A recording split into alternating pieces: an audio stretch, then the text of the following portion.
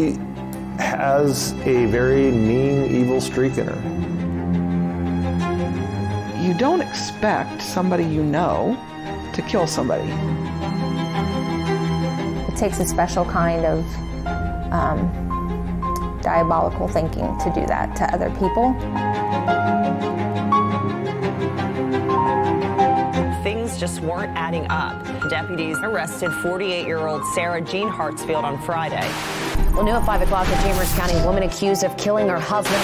Sarah Jean Hartsfield left a wake of exes behind her, 2 of them now dead. When she's done with somebody, she discards them, and you can't, they're people. Anytime anybody shows her that she's not in control, that she lashes out. Rare is it when a military intelligence person goes off the rails. But when they do, it's a train wreck. You know, it's ugly. She's hurt so many people, and it needs to stop. She's conniving. Black Widow. She needs people to feed her ego. She just preys on others. No, that's not the Sarah I know. There's probably her inner self that she fights with and the outer self that she wants to portray. There were 2 sides, you know. You would think she was happy and everything was good, and then, no, not so much. He learned the other wrath side of Sarah.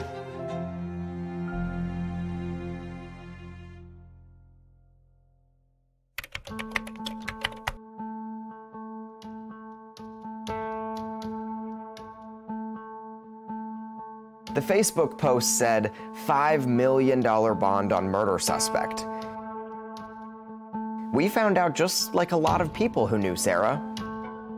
While covering the story the next day, the county sheriff told me all of her living exes were scared for their lives. Several exes? More than one dead? The comments on that post started stacking up quickly. People from all over the place seemed to have a story about Sarah. That's when the calls started, and didn't stop for months. Stories that almost sounded unreal with each day. The stories came from across the country, but this twisted web didn't start to unravel until husband number 5. I worried all the time and prayed about it, that God would protect him. How did you find out about the day he went to the hospital? She had called my daughter and told her that Joe had been taken to the hospital. He had been taken to the emergency room, and he was unresponsive. Were you surprised? I won't say I was surprised at all. I expected something was going to happen. Joseph Hartsfield was 46, a father of 2, a diabetic whose sugar usually ran high, but his glucose level had dropped dangerously low. Sarah said she left a glass of juice for him on the counter to help bring it up, even got some jam to put in his mouth. But once he was at the hospital in Baytown, doctors did everything they could to raise it, but nothing seemed to work. Sarah's family and Joe's family spent the next 8 days just hoping he'd pull through. It was very nerve-wracking, very,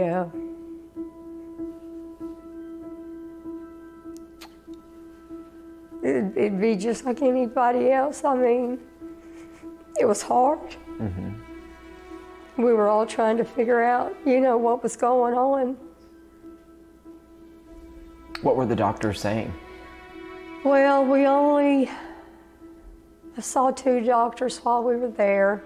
I don't think that I can go into what was said. I know more about while he was in a coma, because my mom was like texting me updates and stuff. I think she was like insinuating that, you know, he might have taken too much insulin. I just had a weird feeling. Like, I was like, this is weird. I'm just gonna wait and see how this plays out. Sarah's son Ryan wasn't the only one who suspected something. Doctors did too, maybe foul play, so they called the Chambers County Sheriff's Office, and that's when the investigation started. It didn't make sense how Joe's sugar got so low because he wore a glucose monitor. So basically, anytime it got too high or too low, he would be alerted. Yes, and so would Sarah. On January 15th, Joe died. This video from inside as Sarah wept over his hospital bed, shared publicly on Facebook. I thought it was a woman who really loved her husband, but I was shocked that someone videoed it. There's no way in hell I would want someone videotaping me in my darkest moments of sorrow. I shook my head and I didn't quite feel it. I had so many different feelings because I thought, what did he go through? Was he in pain? Did he suffer? When it was like time to say goodbye, she only let his mom do it. Because she told me, she's like, oh, his brother and his sister were just so ugly to me. You know, like, that's my husband. The diabetic's sugar level tanked dangerously low into the 40s, that she ignored a phone app sending alerts and waited an hour to call 911 after finding him unresponsive. Investigators found up to 10 insulin pens on his side of the bed. 46-year-old Joseph Hartsfield's online obituary reads he passed away peacefully due to complications of an ischemic stroke with his loving wife at his side. She was sad. Like, she would just be crying all the time on the phone. A panel of doctors reviewed his autopsy and determined complications of toxic effects of insulin caused his death. Manner undetermined. I started digging into public records, calling courthouses and sheriff's offices across the country. Slowly but surely, we learned about Sarah's little brother's bizarre death, a murder plot she allegedly concocted, even a fatal shooting of her fiancé. The story quickly expanded. We crisscrossed the state of Texas, took a trip to the East Coast, and hopped a flight to Sarah's hometown.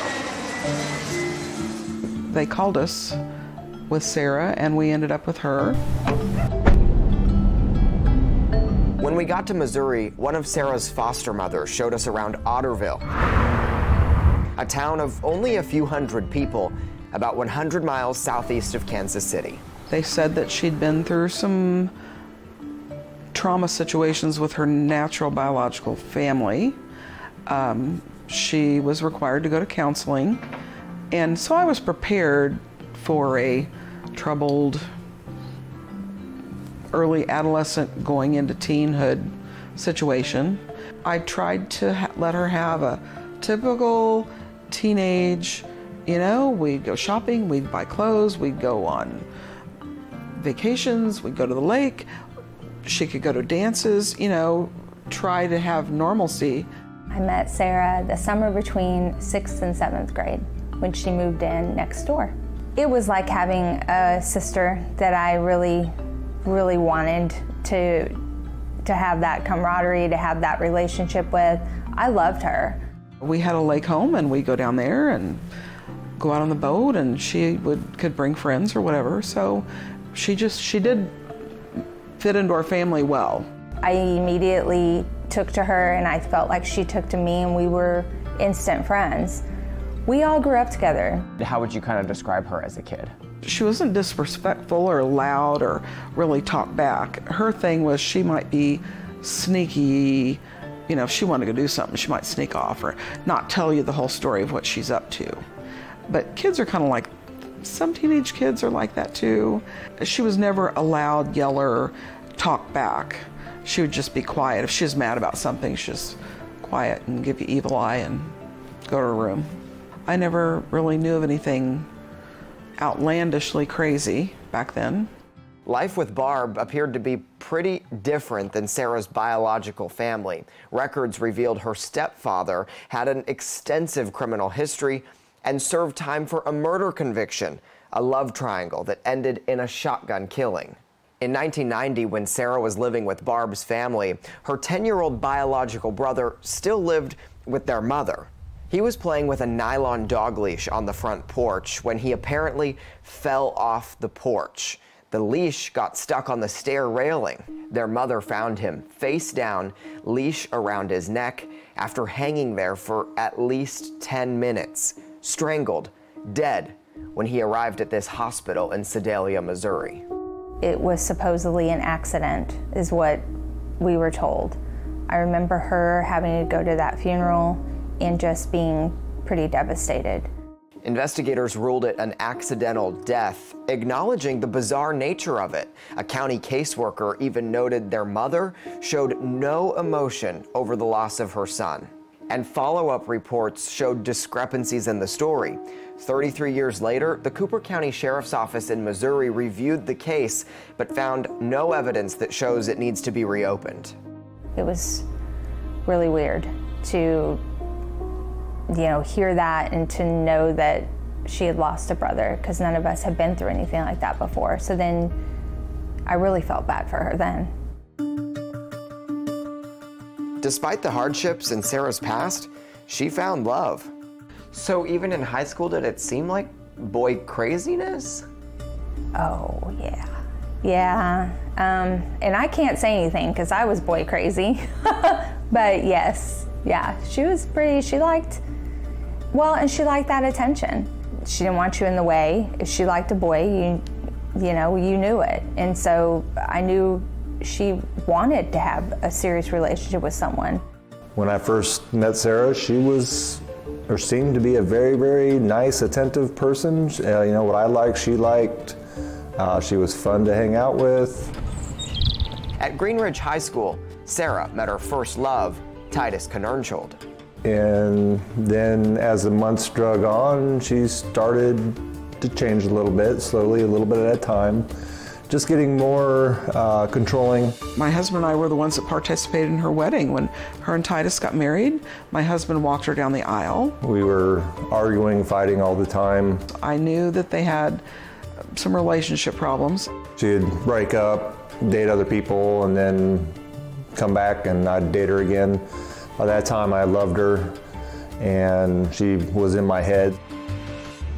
Titus was Sarah's first husband, married in 1993. That ended in infidelity, and the next husband was his best friend. Several more men followed, each with their own stories about what Sarah was like. Christopher Donahue was third and longest husband, the father of her 4 children. That also came with infidelity, and divorce led to her engagement to David Bragg. After she shot and killed him in alleged self-defense, she married David George. Those are all the men who came before Joe. But who was she? Sarah joined the Army in 1997. I was shocked because she likes her own way. And when you're in the service, you're going to follow the rules or you're going to be in big trouble. Sergeant Sarah Donahue had a top-secret security clearance during her 20-year military career as a motor transport operator, then intelligence analyst. She had assignments at Fort Hood, deployed to Baghdad for less than a year, and spent 3 years at Fort Eustis in Newport News, Virginia. When I got there, she was in charge. What were your first impressions? Anybody who tells you that Sarah Donahue does not produce a good intelligence product or is a good intelligence person, military intelligence, doesn't know her the way I do. Sergeant Donahue never once indicated to me in her actions that she was not up to the task. She was whip smart. How would you kind of explain the type of smart she was? Really almost genius. Like, she could definitely play a room.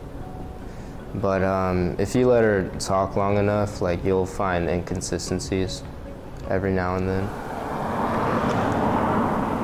When investigators started looking into Sarah Hartsfield's past, they realized she lived in dozens of different places in different states across the country, including here in this Williamsburg, Virginia neighborhood.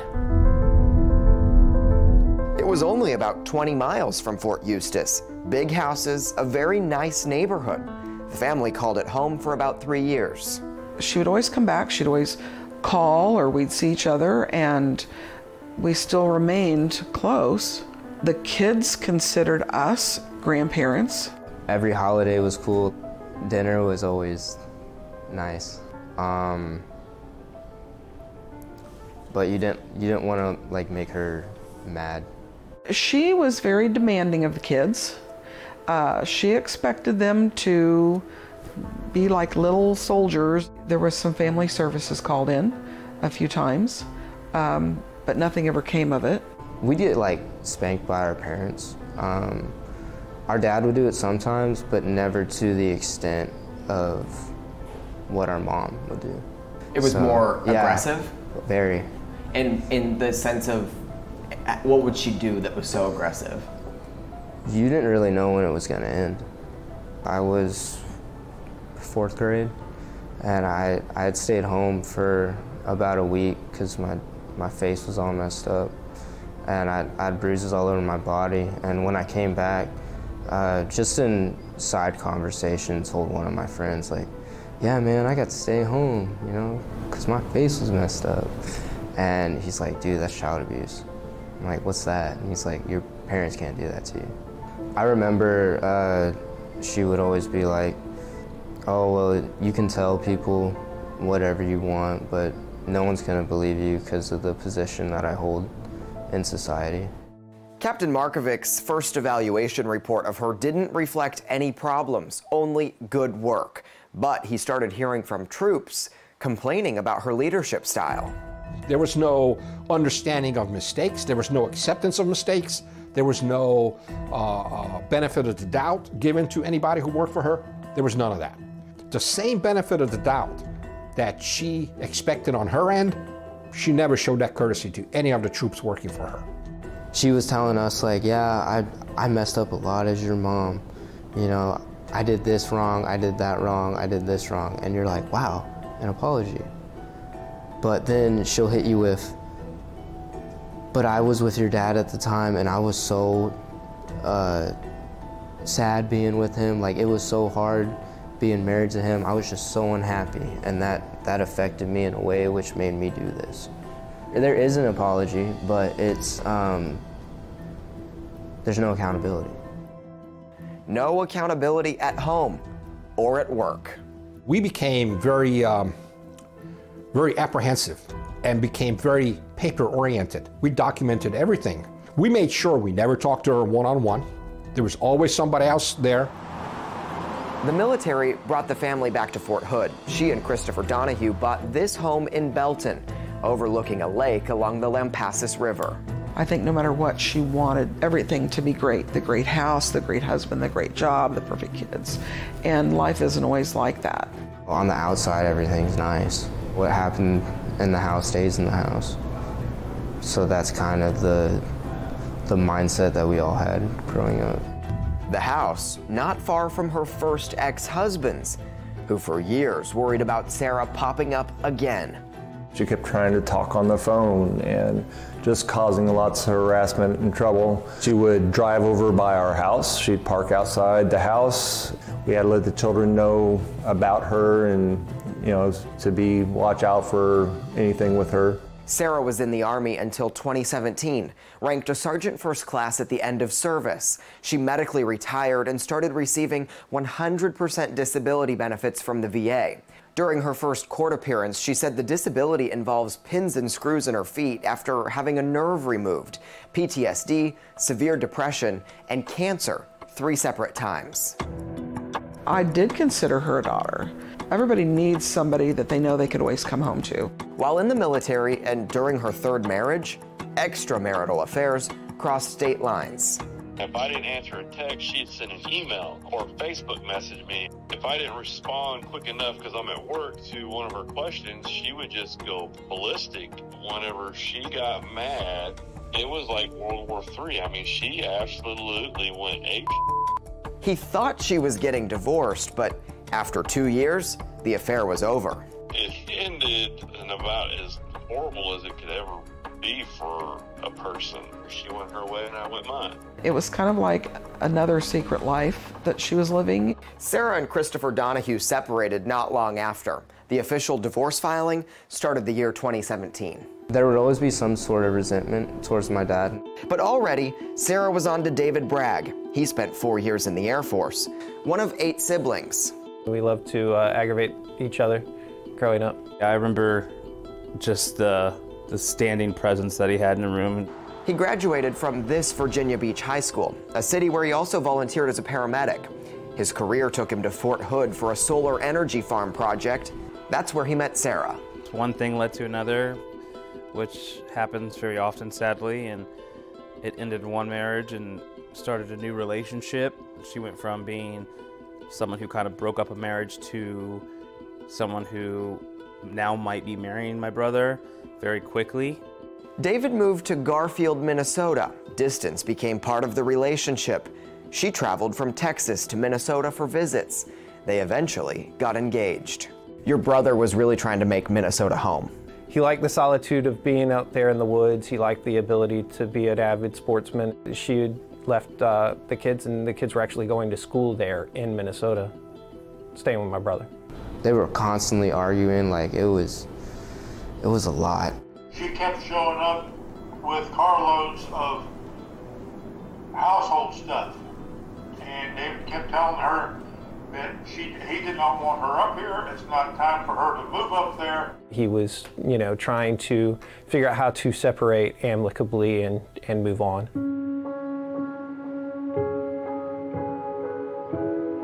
I woke up that morning and it was weird. Like there was just something in the air. David Bragg, shot dead in his Douglas County, Minnesota home. He never made it to the altar to marry the woman who killed him. Anytime you lose somebody that's a member of your family, I mean, it's a gut punch. It felt unreal. To me, it seemed planned. Sarah was asked about the shooting during her first Texas court appearance. She explained her third ex-husband came to visit their youngest daughter to surprise her for her birthday, but David Bragg was mad at her for letting him see the kids outside of their normal visitation. She claimed she took a beating of her life, and shooting him was such an automatic response to make it out of the house alive. She said she wasn't scared when she went into the house, but she had 2 guns with her because she didn't want to leave them in the car with her kids. The police came and talked to her. They never had her in any kind of handcuffs, that she sat in the front seat of the cruiser and was taken to jail. Like she was never treated like a suspect. So pretty quickly you realized she probably wasn't going to be charged. It was clear to me by the time we left Minnesota that they were going to charge her. 8 months passed. Douglas County's top prosecutor declined to file charges, writing in this letter that David Bragg fired at Sarah before she shot back. He called it a justifiable self-defense shooting, as she was facing lethal force and had no reasonable possibility of retreating from the threat. Seeing and knowing my brother and knowing the situation around it and the conversations that he had, with my parents about leaving and getting out of the relationship, it just felt dirty, it felt wrong. When things go sour, she always tries to make all of us look very abusive. She's the poor victim. We were the ones that abused her. So that's the story she put on for this thing, and somehow the cops bought it. If you were to come to me and tell me there was a shooting and she could not make it look like self-defense, that would surprise me. How come? If she could not stage a shooting as self-defense, oh, of course she can. Come on, it's her skills, training, attention to detail. I don't believe that if he had intended to shoot that he would have missed. And I don't believe from his background and his understanding of weaponry that he even would have, because the kids were on the other side of her. I know my mom went in there like ready to do something. There are a bunch of holes, I feel, in that story, and once we learned everything about it, we all were like, no, this is incorrect. Yeah. He was not this violent guy, and he simply wanted to move on with his life without her. And it sucks because I know some of his family, and their version of him, I don't want to call them liars, but like the version that they have of him that they know is a totally different one that I know. She sent a Facebook message to explain what she did. I remember I was sitting there, it came through, and she was just explaining about how I'm not, this is what happened, I'm not guilty of this. I don't know why she would reach out to brothers or family members that she never even really talked to to explain herself. And she actually reached out to your family to ask for forgiveness? No, demand. She demanded that, our Christian beliefs said that we had to forgive her and that we had to accept her and that we needed to bring her into our family. After he died, and I cleaned up the blood spot. We moved around the room that he died in, swept up all the junk on the floor, and we moved on with life. Like, no one talked about it. Days after her Texas arrest, the same prosecutor reopened that shooting investigation in light of new information that came into the sheriff's office but wouldn't share more details. That review is ongoing at the time of this documentary. She called to tell me, that story of her version and everything, and she was getting ready to start seeing her next husband, and she said he was a little bit older, and she told me that, and it just became, it just keeps getting a little crazier. So I backed off and I didn't reach out anymore, and we just kind of quit talking. 6 months after prosecutors cleared Sarah in David Bragg's death, she married David George. The newlyweds moved into the same home where the first David died. The fact that she moved into the house post-mortem and took over control of the house was awkward. Even worse, she married somebody and moved a new significant other into that house. A couple of years into their marriage, in April 2021, disturbing allegations involving the couple got the attention of the FBI and local police. Christopher Donahue, Sarah's third ex-husband, filed for a protective order after learning that Sarah allegedly wanted her new husband to travel to Arizona to kill his new wife. The reason? So that I would be too busy dealing with the death to focus on fighting for my girls anymore, Donahue wrote in an application for a protective order. Yes, hello? Yeah, I have some flowers for Donahue's. This is David George actually showing up at his house with a bouquet of roses a few months before the plot was discovered. No card or anything? Let me check and see if I got it. But he never came back with a card. Donahue watched him drive away in a black car, which Sarah allegedly had him buy to drive to Arizona to carry out the hit. Well, that one was another one that took me by shock. They were very scared. They were shocked. The affidavit says Sarah told David George he wasn't allowed back in their house until he finished the job. But he'd been trying for months to get her to stop pressuring him, and he'd lie to her about why it hadn't happened yet. I think David cared about her and was reeled into how good a person that she can be, and was trying to make her happy and keep peace. I thought it was nuts, but after the year or so that I've had with her from getting kicked out, I wasn't putting anything past it. David George denied the allegations, calling them lies and fabrications in this sworn affidavit. He wrote that Sarah is a good mother and doesn't present a danger. But I contacted him, and he said, I retracted the truth trying to protect her. Anybody who knows me knows I wouldn't do that. Sarah has 2 loves in her life. That's all she's ever had, herself and money. A week after the FBI reportedly questioned Sarah about the murder plot, she filed to divorce David George. There's no other way to say it. He got played. Even when she was wrong, he's on her side. One of the kids who overheard investigators talking to Sarah told their father, Mom lied about everything and the agents were gone. But Sarah lost custody of her 2 younger kids. A Bell County, Texas judge granted the protective order after finding that family violence occurred and was likely to occur in the future. The order still in effect. In January of 2022, court documents show Sarah's divorce with the ex she allegedly wanted to carry out the murder became final. Her Belton home sold around the same time. Welcome news for her first love who lives nearby. She got with her 5th husband and they sold the house here and moved to Houston. So finally we felt a bigger relief because, okay, there's no longer a place for her to stay here. When she first came at Thanksgiving, she was very nice, very, very nice, very pleasant. She seemed like she would be good for Joe.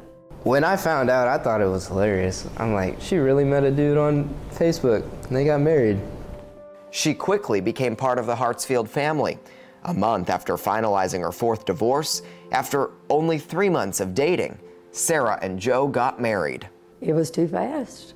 And the women that he worked with kept trying to tell him, Joe, don't do it. It's too quick. I was going to sit down and talk to him before, you know, about all of it. And then he walks in and they're married. What kind of a surprise was that for you as his mother? It was a big surprise. Joe was born in Channelview and graduated from C.E. King High School in Sheldon. He spent years working for the state as a parole officer. He never met a stranger. If he loved you, he loved you. And he would always be there for you no matter what.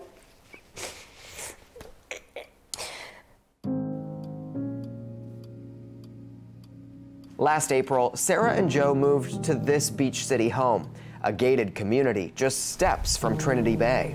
How were her interactions with the family?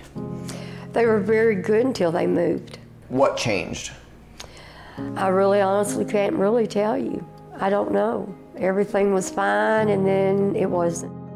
In December, Sarah went to San Antonio for a few weeks for a surgery and stayed with her son. It was supposed to be like 3-4 days max. Her and my roommate had that argument, and then she left. She posted on Facebook on December 18th, in a bad situation, you have to know when initiating an exit strategy is all you have left and hope it won't take an eternity to recover. She told me, she's like, we're done. They were sleeping in separate rooms at that point. He was leaving her. We went the next day and opened a checking account back up there where we live. He had already discussed moving with someone. And he just said, Mom, I'm done. I can't do it anymore. If I stay, she's going to drive me crazy. Did he also apologize to you? Yes. What was he apologizing for? For all the problems she had caused us. Sarah made this post around the same time. A man who has mommy issues tends to approach relationship issues like a boy. She posted almost every day after he died. One said, I'm a widow. Those words and that title can't be possible. I know we loved each other dearly. I miss him so much. As soon as I saw it, I was like, she killed him. It wasn't about her husband dying, it was about her being a widow. It just seemed like, woe is me and I need this attention. And so I unfollowed her.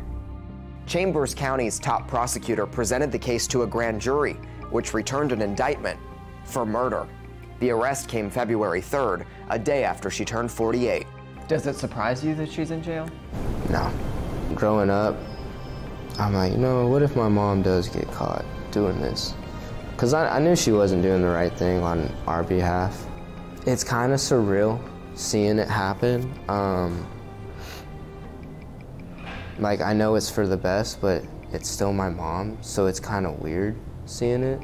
Honestly, we were all waiting for something else to pop up. Yeah. Just the way it seemed like it was like, you know, when my mom told me about what happened to Mr. Hartsfield, I wasn't surprised. One hand, it was a little bit of a surprise. On second, it was like, oh my gosh, she finally got busted. But the surprise was that she got caught. Is this the same Sarah we went to high school with? Is this the same Sarah Smith that, you know, we knew when we were kids or whatever? And I'm like, yes, that is. Now behind bars in the Chambers County Jail, she's locked away in this all-women cell with bunk beds, right next to the dining and bathroom areas. A small TV in the corner airs local television, and this kiosk lets her send and receive messages. One thing everyone told me about her, she loved texting, and I quickly found out that was true. She gave us her first public statement, denying the allegations, professing her love for Joe, and writing in part, "It's about time I quit being vilified by his family and by the public. I never deserved how I was treated, and Joe, our relationship, our marriage, our story ended way too soon and not by any wrongdoing." Only on 2 tonight, for the first time, we are hearing from the woman accused of murder in Chambers County. She saw that story from jail, and that's when more messages flooded in. When I checked my phone in the morning, it took about an hour to read everything she said. My story and the truth have me walking out of this jail free of all the false accusation I've been subjected, in addition to what is seriously character assassination on a nationwide level. She told me to quit the type of journalism found in grocery rags and be a reporter with class and dignity. She said if she's guilty of anything, it's picking horrible husbands. Pretty soon after, she blocked me, but her attorney talked outside of court earlier this month. My issue with her was that I didn't want her speaking with the media, and that's because we know that anything that she says could be used in the court of law. Sarah's in a position where she's never had to endure this type of treatment as far as being incarcerated. Our defense is she had nothing to do with it. If you had nothing to do with it, I mean, that's your defense. You know, I never gave him medication. I never did anything with his medical. I was going through my own recovery at the time. Their case has diminished as far as reasonable doubt goes. They're focusing on past events and not this current event. Watch themselves as far as their judgment towards Sarah. Wait till this whole case is complete. You know, we have the right to be considered innocent until we're proven guilty. And so I just want to remind the public of that. You know, sometimes in life, after you see stuff go on for so long, you shake your head. What's heartbreaking is these people who have lost their loved one for some kind of senseless something. Why? Why? This wasn't someone who was raised by a monster who you would expect to go out into the world and hurt other people. When I got divorced, I was surprised I got out alive. People used to laugh when I would say it, but the same people now are like, oh wow, it's amazing you got out alive, thank goodness. I would love to have my brother back. I would love for his kids to be able to call him on a daily basis. I would love for those relationships to be whole. Do you think she's guilty? Yes. Do you think she's capable of covering it up? Yes. Yeah. If nothing happens, furthermore in her case down in Texas, I think someone else is going to end up getting hurt. From 5 years, you know, you got 3 major incidences that many people would probably go to jail for, you know. If she gets out of jail, I'm going to be very fearful of my life. If for whatever technicality she gets out, let me know, because, you know, I got to start watching my back. She is vengeful, she's revenge-oriented, and yeah, let me know.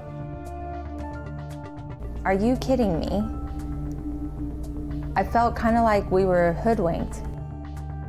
I can't imagine that you do something in life and now you're in a situation where you can't drive a car again.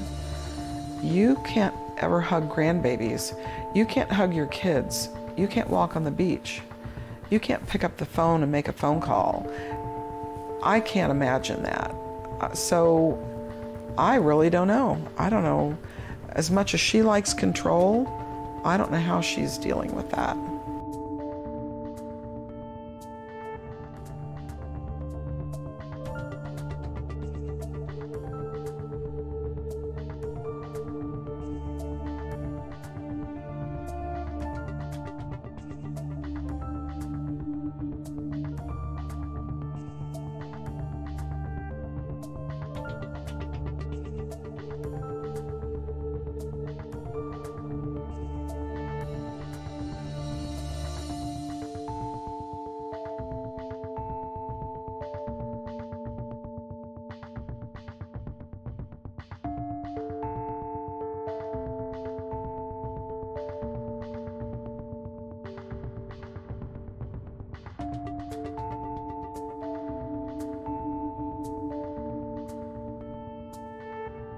There can only be so much coincidence.